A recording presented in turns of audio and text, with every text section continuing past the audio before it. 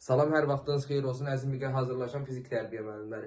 Müəllimlər, sizlər üçün yeni bir dövr başlayır. Yeni başlayan dövr nədən ibarətdir? 18 iyundan etibarən hər gün MIQ tipli sınaq işləyirsiniz, MIQ imtahanı olan günə qədər. Bu testlər sizin üçün nəyi qazandıracaq? Bu testlər sayəsində zəif nöqtələrinizi aşkarlayasınız, onları sistemli şəkildə gücləndirəsiniz.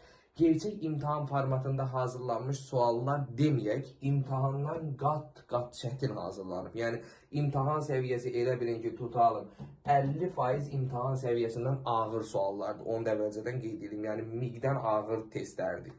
Ondan sonra gündəlik testlər sizin nəticənizi yüksəltməyə əvəz olunmaz bir vasitədir. Bunu yadınızda saxlayın. Yəni, bugün mən həmən falan mövzuları oxumuşam, bəs onlar haqqında test işləmişəmmi? Xeyr. Yəni, bunların hər biri sizə kömək edəcək o qaydada testlərdir. Və sizlər də müəllimlər, bax, bu sınaqlardan yararlanaraq öz nəticənizi yüksəldə bilərsiniz. Aşağıdakılardan hansı qüvvəni inkişaf elətdirmək üçün ümumi təhsil məktəblərində istifadə olunan hərəkətlərə aid deyil.